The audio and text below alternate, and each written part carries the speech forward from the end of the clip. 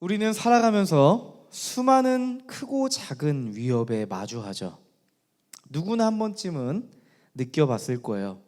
매일의 삶이 담겨 있는 직장에서의 스트레스가 우리에게 위협이 되기도 하고, 가까운 친구나 사랑하는 사람과의 그 오해와 다툼이 우리의 삶에 위협이 되기도 하고, 생각지도 못했던 실패 앞에서 마주한 깊은 좌절감 때문에 우리의 삶이 흔들릴 때도 있죠. 이런 순간마다 우리는 본능적으로 우리 자신을 보호하려 할 겁니다. 이때 우리 마음속 깊은 곳에서 작동하는 것이 있어요. 그게 뭘까요? 심리학에서는요, 이거를 방어 기제라고 하죠. 방어 기제.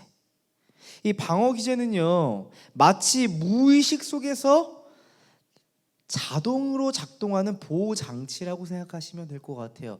내 마음에서 자동으로 작동하는 보호 장치예요. 무의식적으로 말이죠. 이 방어 기제라는 보호 장치는요, 때로는 불쑥 튀어나와서 우리를 지켜주기도 하지만, 이 방어 기제라는 것은요, 사람마다 다르게 나타나기도 합니다. 어떤 사람들은요, 문제가 생기면 어떻게 할까요? 회피합니다. 도망가요. 또 어떤 사람은요, 문제가 생기면 어떡할까요? 화를 내며 감정을 격하게 쏟아내기도 합니다. 같은 사람이라도 그때그때 상황에 따라 전혀 다른 반응을 보이기도 하죠. 여러분도 아마 그러한 경험들이 있으실 겁니다. 이 방어 기제라는 개념은요, 이 심리학자 프로이드라는 사람이 처음 발견했다고 하거든요. 우리가 무의식적으로 자신을 속이며 심리적 상처를 입지 않으려고 하는 이런 심리적 메커니즘이 우리 안에 있다 하고 프로이드가 이렇게 설명해 줬어요. 이런 거죠. 아주 쉽게 얘기한다면 이런 거예요. 우리가 누군가의 말에 상처를 받았어요. 마상을 입었습니다. 우리 안에는 이런 방어 기제가 작동할 수도 있어요. 난 괜찮아. 아무렇지도 않아. 이렇게 순간 내면의 소리가 들려올 때가 있죠. 맞아요. 스스로 우리를 다독이며 보호하는 순간이죠. 이게 바로 방어 기제의 모습이에요. 방어 기제는 우리가 위협을 느낄 때 불안과 두려움을 좀 상쇄시켜주고 덜어주는 역할을 하는 거예요. 그런데 여기에는 한 가지 문제가 있어요. 모든 방어 기제가 우리에게 진정으로 도움이 되지 않을 때도 있다는 사실이에요. 때로는 잘못된 방어 기제가 오히려 우리의 내면을 어떻게 만들까요? 약하게 만듭니다. 직면해야 되는 상황에서 회피할 때 우리의 내면은 성장하지 못합니다. 우리가 해결해야 되는 그 상황에서 해결하지 않고 그냥 넘어갔을 때, 시간이 지나면 지날수록 더 깊은 상처가 우리의 삶과 내면 안에 남게 될 수도 있죠. 마치 이런 거예요. 작은 상처를 애써 덮어두었다가 결국 그게 시간이 지나서 어떻게 돼요? 해결하지 않으면 큰 흉터로 남는 거죠. 우리는 인생을 살아가다 보면 이런 생각이 들 때가 있어요. 진정으로 나를 지킬 수 있는 힘은 뭘까? 진정으로 나를 지키는 힘이 무엇일까 하는 질문이 생길 때가 있죠. 어떻게 해야 우리의 마음이 건강하고 우리의 마음이 강하고 그렇게 우리의 삶을 지켜갈 수 있을까 하는 인생의 깊은 고민을 할 때가 있는 것 같아요. 오늘은요, 나를 지키고 싶은 이들에게 주시는 하나님의 말씀입니다. 사울 왕은요, 다윗을 너무나도 사랑했던 자신의 딸 미갈을 다윗과 결혼시킵니다. 미갈은 아주 순수한 마음으로 다윗을 사랑했지만 사울은 사실 다른 목적이 있었죠. 사무엘상 18장 21절에 이렇게 말씀하고 있어요.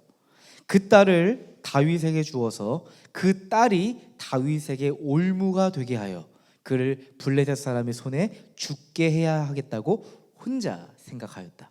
그래서 사울은 다윗에게 다시 그를 사위로 삼겠다고 말하였다. 사울은요, 다윗을 사랑하는 척하고 다윗을 자신의 가족으로 받아들였어요. 사위로 삼았죠. 하지만 그의 깊은 속셈에는 혼자 어떻게 생각했대요? 다윗을 블레셋 사람의 손에 죽게 만들어야겠다, 이런 생각을 했다는 거죠. 다윗은 사울의 딸 미갈과 결혼하면서 이제 왕가의 가족이 되었습니다. 누군가의 눈으로 봤을 때 왕가의 가족이 된다는 건 무척이나 축복 같은 일이라고 여길 수 있겠지만 다윗에게는 달랐죠. 이 결혼은 다윗의 삶을 더욱 불행하고 비참하게 만들었습니다. 가족으로부터 보호받고 사랑받아야 할 그 자리가 오히려 다윗 그의 삶에 있어서 큰 위협이 되었기 때문이죠. 여러분 한번 생각해 보자고요, 함께. 가족이라는 울타리에서조차 버림받은 다윗의 심정, 다윗의 마음은 어땠을까요? 어땠을 것 같으세요? 다윗은 사랑받기는커녕 사울의 시기와 질투 속에서 끊임없이 불안 속에 살아가지 않았을까 싶어요.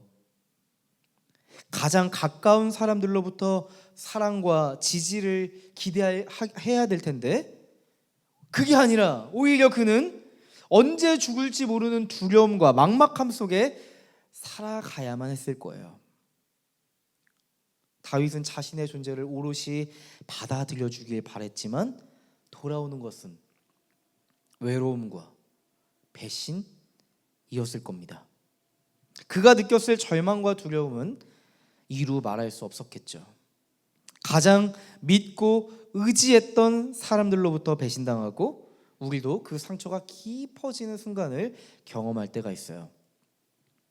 사랑하는 사람들에게 받은 배신만큼 우리의 인생에 깊고 아픈 상처를 남기는 게 없는 것 같거든요. 그렇지 않나요? 그 상처는 쉽게 잊혀지지 않아요. 각인되는 것 같아요. 그 상처는 우리의 마음속 깊은 곳에 남아 우리의 자존감을 흔들어 버리기도 합니다. 가족에게 받은 상처는 너무나도 깊어요. 그 여파는 쉽게 사라지지 않는 것 같아요. 저는 가족 상담을 공부하고 상담사가 되면서 가족 간의 이 깨어진 관계가 얼마나 큰 상처를 남기는지에 대해서 뼈저리게 느끼고 있어요. 가정에서의 상처는 단지 한순간의 고통으로 끝나지 않고 우리의 존재에 지대한 수많은 영향을 미친다는 것을 전 발견하게 되었습니다. 또한 상담을 하면서요, 제가 더욱 확실하게 알게 된 사실이 있어요. 비록 현재 겪고 있는 이 문제가 겉으로는 가족과 직접적인 관련이 없는 것 같아 보이지만 그 사람의 이야기를 깊이 들여다보면요, 결국 그 문제의 뿌리에는 깨어진 가족과의 관계가 담겨져 있는 경우가 많더라고요. 상담을 받는 내담자들은 어느 순간 자신도 모르게 누구에게도 말하지 못했던 마음속에 묻어두었던 원 가족과의 관계와 그 이야기를 하나하나 조심스럽게 꺼내기 시작하더라고요. 그때 내담자들은 아주 중요한 사실을 깨닫기 시작합니다. 그 원가족과의 관계가 아빠, 엄마와의 관계가 형제와 자매와 남매와 우리 서로의 관계가 지금 나에게 얼마나 깊은 영향을 미치고 있었는지에 대해서 스스로 자각하게 되는 순간을 경험해요. 부모에게 충분한 사랑을 경험하지 못한 사람들은 그 사랑의 결핍을 다른 사람에게 채우려 하거나 다른 곳에서 채우려고 하는 모습을 보이기도 합니다. 어쩌면 사랑받고자 하는 마음이 너무 커서 그것이 자신의 행동을 좌우하게 하기도 하죠. 원가족에서 일어났던 그 관계의 패턴이 결혼을 하고 나서 부부 관계에서 부모 자녀 관계에서 반복되는 것을 보면서 많은 사람들이 깜짝깜짝 놀라기도 하죠. 그리고 자신의 삶에 대해서 충분히 이야기한 다음에 그 내담자들은 저에게 공통적인 질문을 했습니다. 왜 제 삶에는 이런 일이 반복되는 걸까요? 왜 제 삶에 이런 일들이 계속해서 끊임없이 반복되는 걸까요? 그러다 한 가지 사실을 발견하게 되는 거죠. 그것은 바로 자신의 깨어진 현실 속에서 형성된 방어 기제를 보게 돼요. 자신의 잘못되고 어그러진 방어 기제를 발견하게 되는 거죠. 가족에게서 사랑받지 못한 사람들은요, 자신이 느꼈던 이 거절감을 다른 사람에게 투사하기도 합니다. 예를 들어 이런 거죠. 모두가 나를 싫어할지도 몰라 라고 생각하는 거죠. 새로운 관계를 맺어갈 때 먼저 드는 생각이 뭐냐면, 저 사람은 나를 싫어할지도 몰라, 거절당할 수도 있다는 두려움에 시달릴 수 있어요. 저도 과거에 이런 경험이 있었던 것 같아요. 어떤 사람들은요, 과도하게 친절을 하거나 내가 성공을 해야만 사람들이 나를 인정해 줄 거라고 생각해요. 하지만 이런 방식은 진정한 자아 존중감을 형성하는 데 도움이 되지 않습니다. 오히려 내가 노력해야만, 성공해야만 사랑받을 수 있다는 생각에 사로잡혀서 더 큰 스트레스에 시달리게 되죠. 누군가는요, 자신을 고립시키는 방식을 선택하기도 합니다. 거절감을 반복해서 겪다 보니까 자신을 감정적으로 고립시켜 버리는 거예요. 다른 사람과의 관계를 피하려고 하는 거예요. 새로운 상처를 피하려는 시도일 수 있지만 결국 그에게 남은 건 뭘까요? 외로움이죠. 소외감이죠. 관계를 맺으면서 상처를 받지 않을지 모르겠지만 스스로가 스스로를 소외시키고 그로 인해서 깊은 고독감과 외로움을 느낄 수밖에 없겠죠. 여러분, 이러한 방어 기제는요, 우리를 보호하려는 의도에서 시작되었지만 결국에는 우리의 삶을 더 안전하지 못하게 만들어요. 오히려 우리를 더 취약하게 만들고 진정으로 나를 지켜가는 것을 방해하게 됩니다. 나를 보호하기 위해 쌓아올린 이 방어 기제가 오히려 우리에게 깊은 상처와 고통 속에서 머물게 만들었던 거예요. 저는요, 상담사로 이 내담자들이 이 방어 기제를 발견하기 시작할 때 그들에게 비로소 변화가 시작된다는 것을 제가 보게 됐어요. 자신 안에 반복해서 일어났던 이 방어 기제의 패턴을 자신이 발견하고 이것이 잘못되었다는 걸 인정하고 이것에 대한 방향이 바뀌어야 된다고 생각하는 순간 변화가 시작되는 거죠. 그동안 자신이 사용했던 그 방어 기제가 자신을 보호한다고 깊게 믿었었거든요. 하지만 오히려 그것이 내 인생에 상처를 깊게 만들었구나 깨닫는 순간 다른 길을 찾기 시작하는 거죠. 본능적으로. 여러분, 우리 인생도 마찬가지이지 않을까요? 우리가 인생을 살아오면서 가족과의 관계, 사람들과의 관계 속에서 무의식적으로 만들어진 방어 기제와 대처 방식이 있을 겁니다. 때로는 그 방어 기제가 우리를 보호하기보다는 오히려 더 아프게 만들었을지도 모른다는 사실이에요. 여러분, 오늘 이 시간 하나님의 말씀을 들으면서요, 그렇다면 이제는 우리가 진정으로 나를 지킬 수 있는 길은 무엇인지, 우리가 그리스도인으로서 어떤 삶의 태도를 가져야 할지 하나님 앞에서 비춰보는 시간을 가져야 되지 않을까? 이런 생각이 듭니다. 여러분, 저는 하나님께서 우리에게 하나님의 말씀으로 우리의 내면을 깊이 비추어 보는 시간을 갖게 해주시기를 바랍니다. 우리 내면 깊숙한 곳에 우리의 숨겨진 상처를 보게 하시고 우리 스스로를 온전히 이해할 수 있도록 성령께서 도와주셨으면 좋겠습니다. 사무엘상 19장 1절 말씀에 이렇게 말씀하고 있어요. 사울은 자기의 아들 요나단과 자기의 모든 신하들이 듣는 데서 다윗을 죽이겠다고 말하였다. 사울은요, 자기 자신을 지키기 위해 다윗을 제거해야 된다고 믿었대요. 그것밖에 길이 없어. 다윗이 죽어야 내가 살아. 그것밖엔 길이 없어 라고 굳게 생각했던 거죠.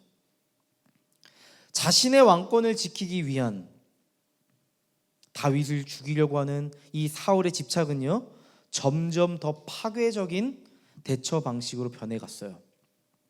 그 결과가 어땠을까요? 사울은 결국 그렇게 해서는 자신을 지킬 수가 없었거든요. 오히려 사울의 질투와 분노는 스스로를 어둠 가운데 밀어넣었어요. 악령에 시달리게 했어요. 고통 속에 몸부림치게 만들었거든요.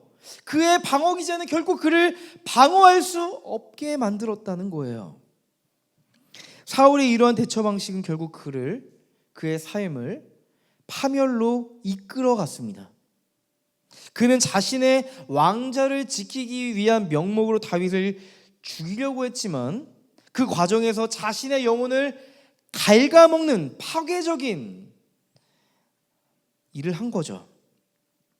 저는 이 말씀을 읽어 내려가면서 누구보다 무엇보다 힘들었을 사람은 사울이었겠다 싶더라고요. 그렇게 가시돋친 마음으로 살아갈 때 내가 더 아플 때가 있잖아요. 내가 가시돋친 마음으로 살아갈 때 그 가시가 타인에게 향하기 앞서 나 자신을 찌르고 피 흘리고 고통스러워할 때가 있지 않나요? 여러분, 사울의 행동은 하나님 앞에서도 자기 자신에게도 그리고 함께 인생의 길을 걸어가는 사람들에게도 큰 실망과 충격을 안겼을 겁니다.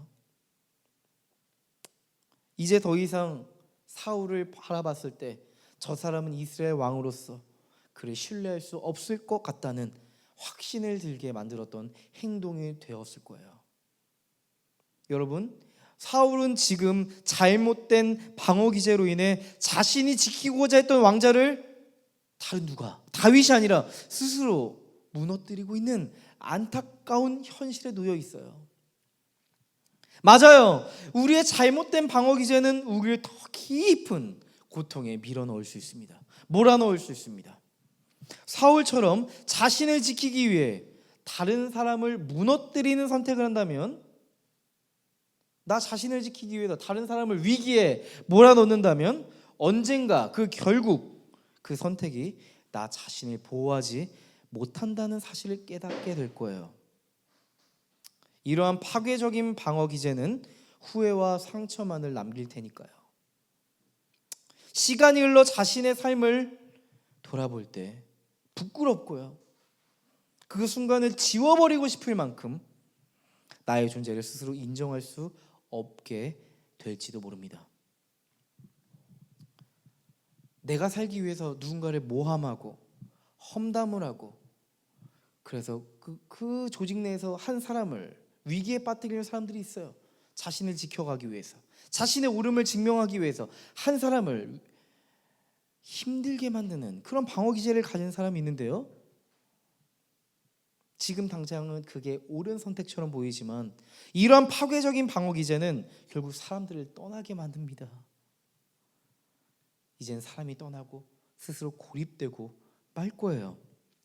여러분, 진정한 자기 보호는 우리의 내면의 두려움과 불안을 직시하는 데 있어요. 하나님 앞에서 있는 모습 그대로 나의 감정을 고백하고 그분의 무조건적인 사랑과 용납과 용서를 경험하는 것이야말로 진정한 회복의 첫걸음이에요. 여러분, 안타깝게도 사울은 그렇지 않았습니다. 그렇게 행동하지 않았습니다. 사울은 파괴적인 이 방어 기제가 자신의 삶에 작동하고 나서 단 한 번도 하나님 앞에 섰다는 내용이 없어요. 사울은 자신의 괴로움과 두려움 속에서 몸부림치며 하나님 앞에 엎드리지 않습니다. 나아가지 않습니다. 마치 무언가 홀린 것처럼 파괴적인 방어 기제가 자신의 삶을 작동시킬 뿐이에요. 여기서 우리는 중요한 사실 한 가지를 발견하게 됩니다. 나를 지키려고 했던 그 방어 기제 속에 하나님이 없다면 그 방어 기제는 결국 나를 망가뜨린다는 사실이에요.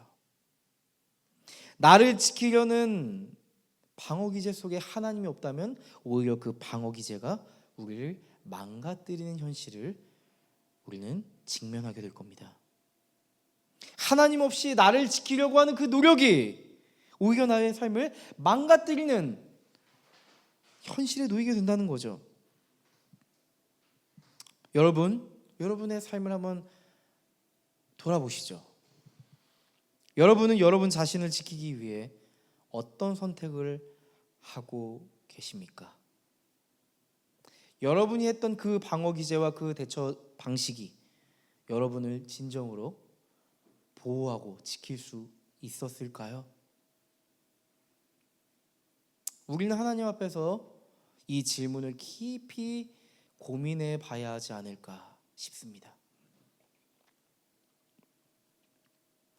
사울 왕이 자신의 열등감과 두려움에 사로잡혀 파괴적인 방식으로 자신을 망가뜨리고 다윗을 파멸로 몰아가며 하나님이 맡기신 왕의 자리를 망가뜨리고 있을 때 그 누구도 사울 왕 앞에 나서지 못했을 거예요.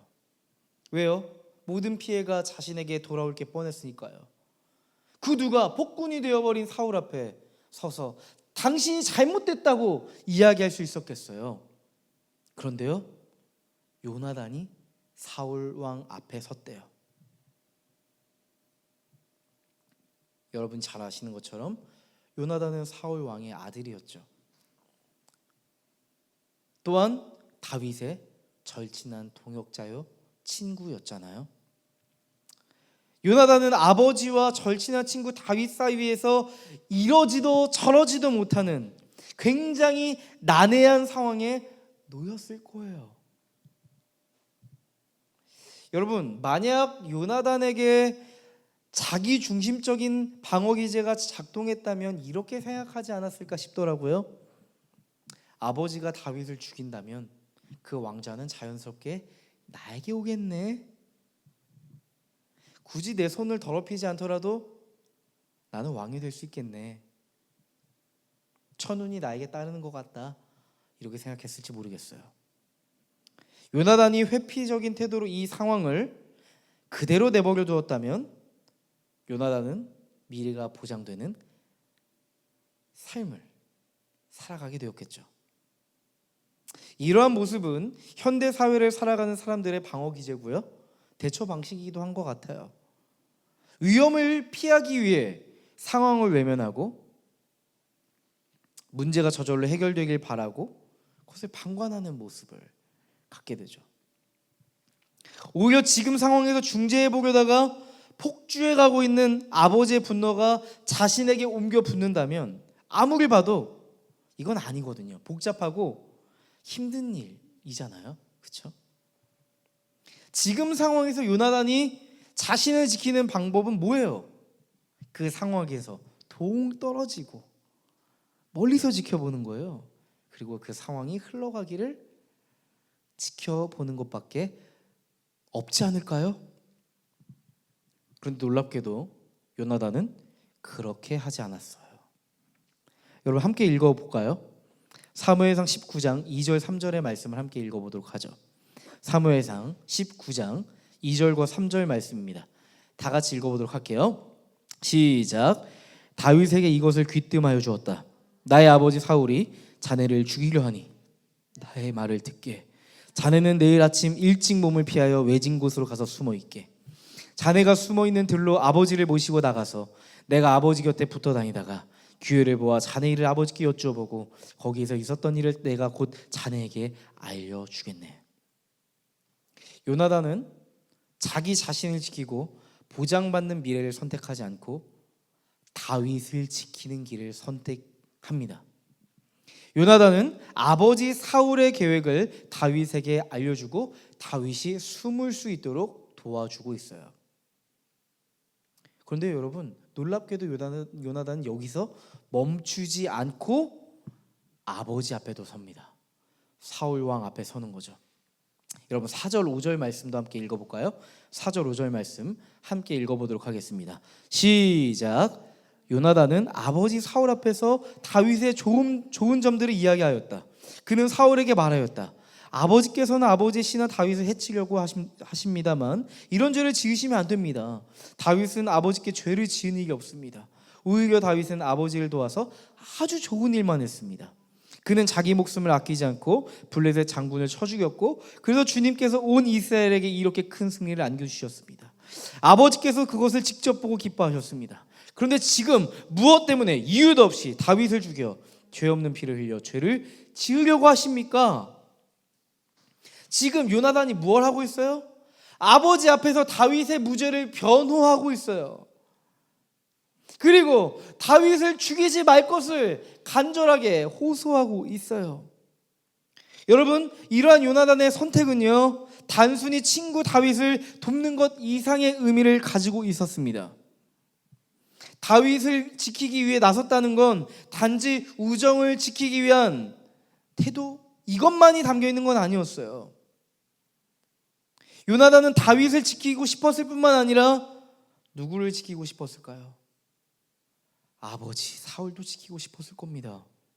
더 이상 아버지가 씻을 수 없는 최악의 길로 가지 않도록, 파멸의 길로 가지 않도록 적극적으로 말릴 수밖에 없었어요. 아무리 생각해봐도 그렇게 할 수밖에 없었어요. 내가 사랑하는 아빠, 내가 사랑하는 다윗 모두 지키고 싶었으니까 말이죠.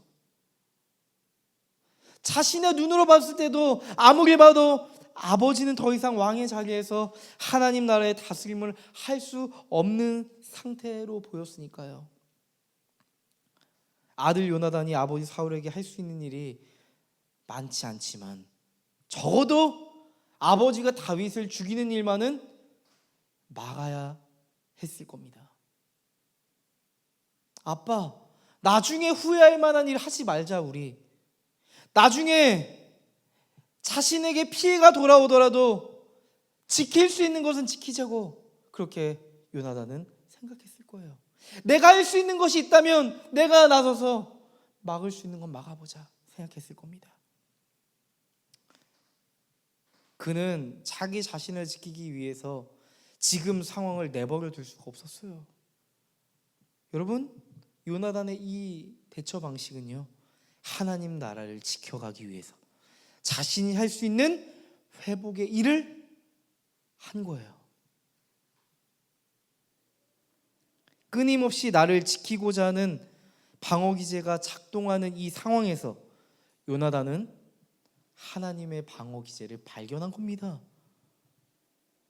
지금 깨어져 가고 있는 자신의 가정을 바라보면서 그것을 지키고 보호하고자 하시는 하나님의 방어기제를 발견한 겁니다.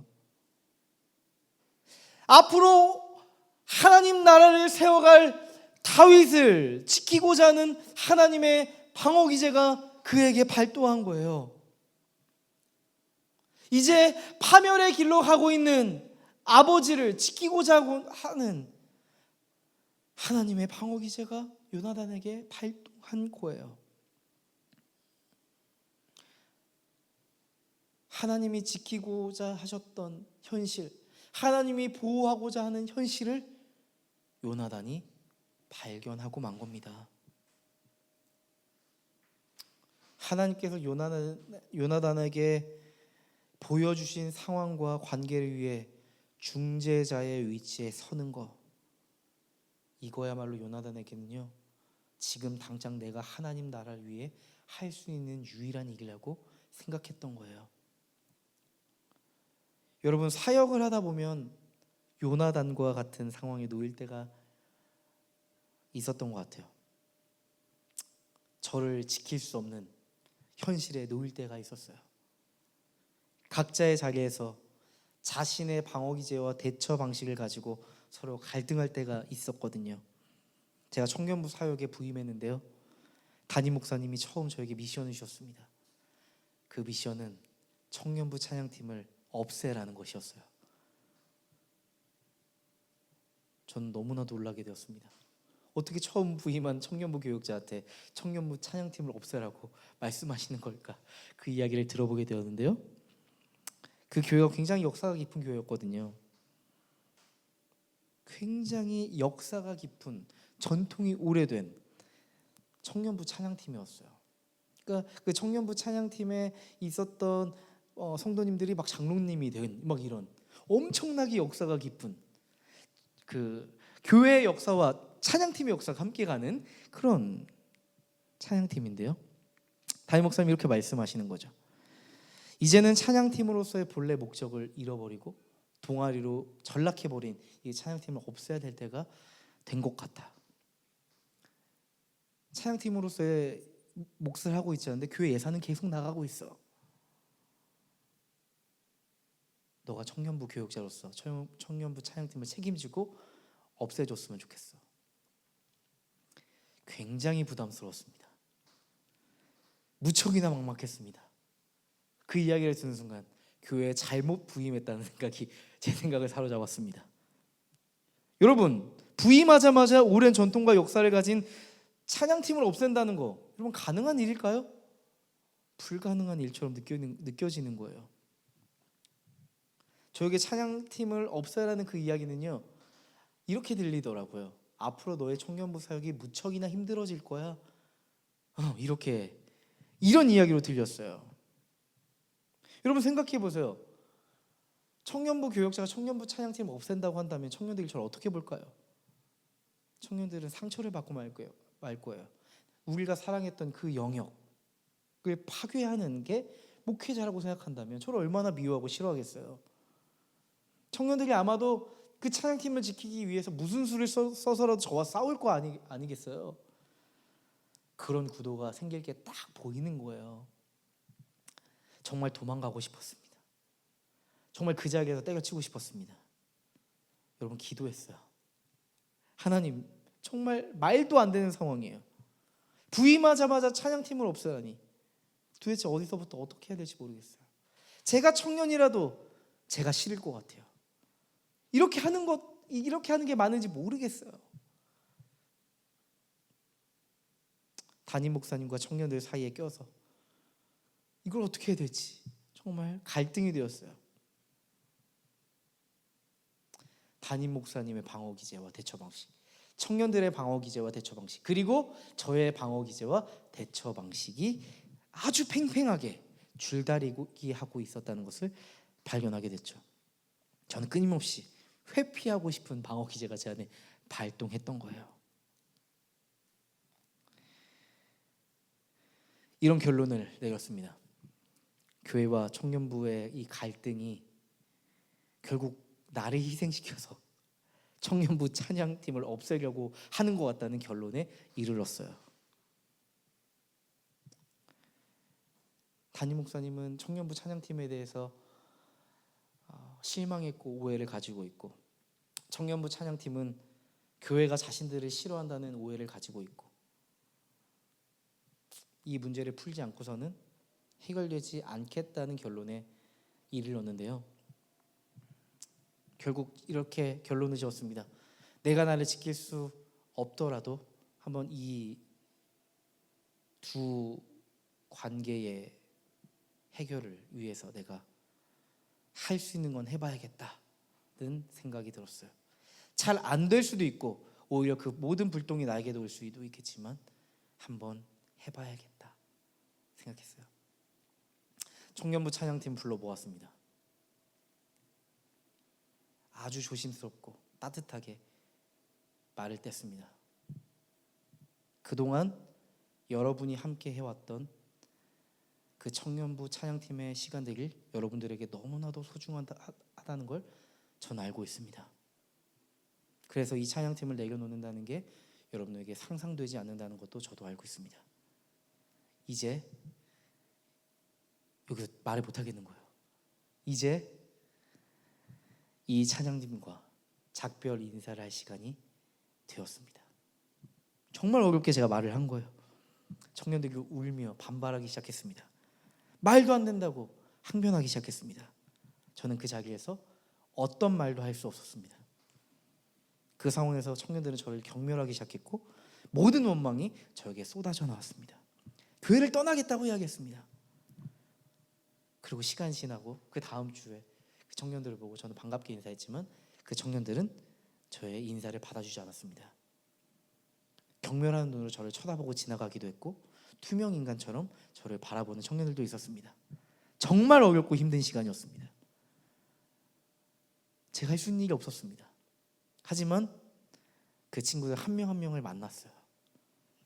만나주지 않으려고 했지만 만나달라고 해서 한 명 한 명의 청년들을 만났습니다. 처음엔 저를 보자마자 저에 대한 원망을 쏟아냈어요. 어떻게 목사님이 그럴 수 있느냐고 저에게 많은 원망을 쏟아내었어요.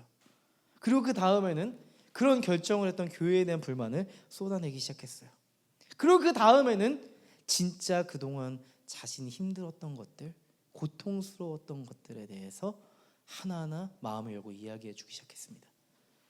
그 마음을 헤아리기 시작했고 같이 눈물을 흘리기 시작했습니다. 이렇게 한 사람 한 청년 만나는데요, 오랜 시간이 걸렸어요. 교회가 찬양팀을 없애기로 한 이유가 찬양팀이 본질을 잃어버리기 때문이고 동아리로 전락해버렸기 때문이라고 말씀해 주셨잖아요, 담임 목사님이. 이런 생각했어요. 찬양팀이 그럼 본질을 회복하면 되잖아. 서로가 서로 사랑하는 공동체를 이루는 찬양팀으로 다시 만들면 되잖아. 이런 생각이 들었습니다. 이게 교회를 회복하는 일이라고 생각했어요. 이게 교회와 청년들의 깨어진 관계를 회복할 수 있는 유일한 길이라고 생각했어요. 그래서 다시 청년부 찬양팀을 만들었습니다. 담임 목사님한테 말씀드렸습니다. 목사님이 말씀하신 그런 문제가 있었다면 제가 책임을 지고 청년부 찬양팀의 그 찬양의 목적과 동아리가 아닌 정말 공동체로서의 모습을 제가 청년들에게 도전해서 새롭게 한번 만들어 보겠습니다. 교회 예산은 받지 않겠습니다. 지켜봐 주십시오. 그리고 청년들 한 명 한 명 찾아가서 다시 청년부 찬양팀을 시작해 보려고 하는데 다시 함께 해보자고 그렇게 독려하기 시작했죠. 여러분, 지금 돌아보면 그 시간들은 굉장히 불가능해 보였던 시간이었습니다. 근데 제가 훗날에 깨닫게 됐어요. 하나님께서는 그 시간들을 통해서 분열에 놓인 교회 공동체를 하나 되게 하시고 지키시고 보호하려고 하셨던 것 같아요.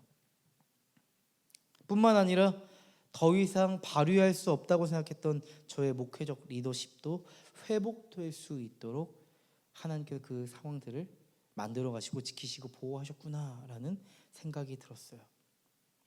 여러분, 정말 그런 것 같아요. 하나님 나라를 지키려는 이 도전들, 이 도저히 불가능해 보이는 도전과 시도가 결국 나를 지키는 길이 되더라고요.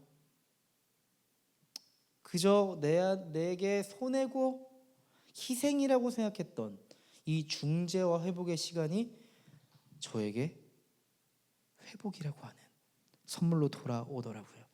저는 깊이 깨달았습니다. 아, 하나님 나라라는 건 내가 나를 지켜서 만들어지는 게 아니구나. 하나님 나라는 내가 나를 지켜서 회복될 수 있는 것이 아니구나. 하나님 나라는 나 하나 지키자고 살아가는 것으로 만들어지는 것이 아니구나. 하나님 나라는 한 알의 밀알이 심겨야지 회복이 되는 거구나. 맞아, 예수님이 그러셨지. 예수님이 한 알의 밀알이 되어서 회복을 이루셨지. 맞아, 하나님 나라는 그렇게 회복되는 거지. 하나님은 제 인생에 아주 어려운 시기에 아주 깊은 통찰을 주셨던 것 같아요. 여러분, 다윗은 사울이 자신을 죽이려는 현실 앞에 어떻게 반응했을까요? 사무엘상 19장 12절에 이렇게 말씀하고 있어요. 다윗이 거기에서 달아나서 목숨을 건졌다. 다윗이 거기에서 달아나서 목숨을 건졌다. 다윗은 사울이 자신을 죽이려는 이 반복되는 현실 속에서 매우 수동적인 태도를 가진 것처럼 보여요. 다윗은 사울과 맞서 싸우지 않고 도망쳤잖아요. 참 의아하지 않나요? 우리는 이 모습을 보면서 다윗을 이렇게 평가할지 모르겠어요. 다윗은 참 회피적인 방어 기제를 가진 사람이구나 생각이 들 수 있겠는데요. 여러분이 다윗이었다면 어떻게 하셨겠어요? 한번 생각해 보실래요? 누군가는 사울의 이 위협을 보면서 가만히 보고 있지 않았을 겁니다. 그에게 반격하고 싸워야 한다고 생각하지 않았을까요? 이건 불의한 일이야. 사울이 나에게 창을 던질 때 나도 물맷돌을 던져서 사울을 쓰러뜨려야겠다 생각할 수도 있을 것 같아요. 여러분 한번 생각해 봅시다. 여러분 다윗은 그 누구도 이길 수 없었던 골리앗을 쓰러뜨린 사람이었어요. 다윗은 그 거대한 골리앗을 무너뜨릴 만한 용기와 힘을 가지고 있었던 사람이었어요. 그리고 다윗은 장군으로서 블레셋과의 전쟁에서 수많은 승리를 이끌었던 유능하고 강한 사람이었거든요. 다시 한번 여러분들에게 질문 드리겠습니다. 다윗에게 사울을 쓰러뜨릴 만한 힘이 없었을까요? 다윗에게 사울을 쓰러뜨릴 용기가 없었을까요? 여러분의 대답은 뭐예요? No! 그는 악신에 시달리며 정신을 차리지 못하는 사울을 단번에 죽일 수 있는 힘과 용기를 가진 사람이었어요. 죽음의 위협에 놓인 위태로운 자신의 삶을 스스로 구원할 수 있는 힘을 가진 사람이었어요. 다윗이 마음만 먹었다면 폭주해가는 사울을 죽여버리고 자신이 왕으로 등극할 수 있는 순간이 있었어요. 근데 의아하죠. 사울의 몰락이 눈앞에 보이는 상황에서 다윗은 왜 그러지 않았을까요? 그는 왜 싸우지 않았을까요? 아니, 왜 오히려 그는 도망치고 말았을까요? 저는 다윗의 삶에서 느낄 수 있는 중요한 핵심을 발견하게 되었습니다. 여러분, 다윗은 연약해서 도망친 것이 아닙니다. 다윗은 하나님의 보호하심을 믿었기 때문에 도망친 거예요. 그는 자신의 삶을 온전히 맡기고 자신을 지키시는 하나님의 손길을 의지했던 겁니다. 다윗의 이러한 수동적인 태도는 단순한 포기가 아니에요. 오히려 하나님 앞에서의 적극적인 신앙적 태도였어요. 하나님이 저를 보호해 주세요.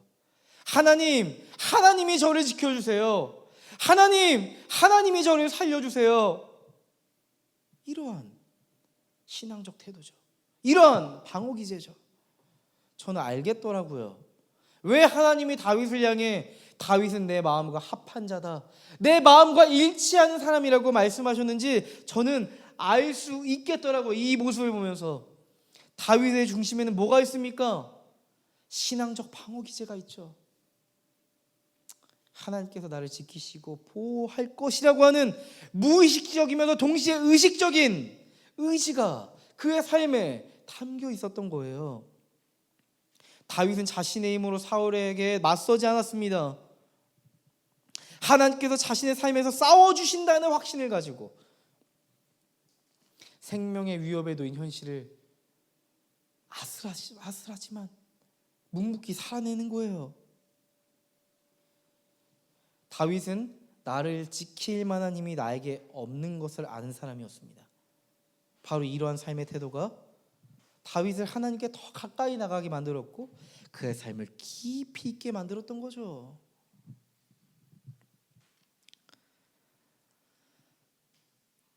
여러분, 우리를 위해 자신을 지키시지 않은 한 분이 있습니다. 나를 지킬 만한 힘이 있었지만 그 힘을 사용하지 않은 분이 계십니다. 절망에 빠진 우리를 지키기 위해서 자신을 희생한 분이 계세요.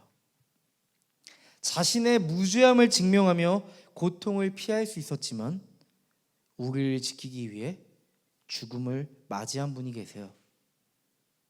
예수님입니다. 예수님은 십자가에 달리시기 전 겟세마네에서 이렇게 기도하셨죠. 나의 아버지, 하실 수만 있다면 이 잔을 내게서 지나가게 해주십시오. 여러분, 우리는 이 예수님의 기도를 통해서 우리를 깨달아 알 수 있어요.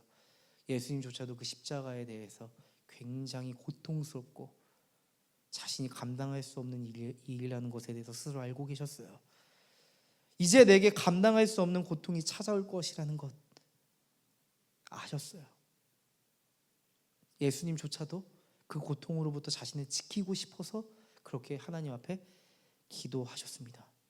하지만 예수님은 그렇게 하지 않으셨어요.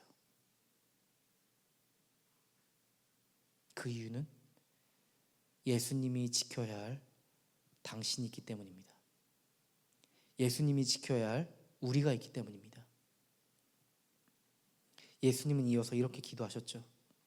그러나 내 뜻대로 하지 마시고 아버지의 뜻대로 해주십시오. 우리를 지키기 위해 자신을 기꺼이 내어주신 예수님은 여전히 지금도 하나님의 자녀들을 지키시고 보호하고 계세요.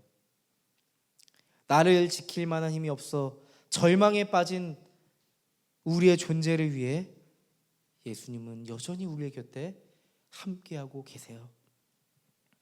예수님은 우리의 삶의 중재자가 되셔서 무너져가는 우리를 지키시고 보호하고 우리를 위해 변호하고 계세요. 여러분, 예수님 결코 우리를 포기하지 않으십니다. 그분은 지금도 하나님의 보좌 우편에서 우리를 위해 기도하고 계시고 성령께서는 우리의 삶을 지켜 보호하고 계십니다. 우리가 안전한 이유는 바로 여기에 있습니다. 사무엘하 22장 33절에 이런 말씀이 있더라고요. 사무엘하 22장 33절의 말씀입니다. 하나님께서 나의 견고한 요새시다. 하나님께서는 내가 걷는 길을 안전하게 하여 주신다. 하나님께서 나의 견고한 요새시다. 하나님께서는 내가 걷는 이 길을 안전하게 하여 주신다. 여러분, 여러분의 인생길에 하나님께서 우리의 삶의 산성이고 요새이심을 믿으시기를 바랍니다. 그리고 하나님께서 우리의 삶을 안전하게 해주실 것을 믿고 우리의 영혼을 하나님께 내어 맡기며 우리의 삶을 묵묵히 살아내는 우리 사랑하는 소망하는 교회 우리 동역자들 되기를 간절하게 소원합니다.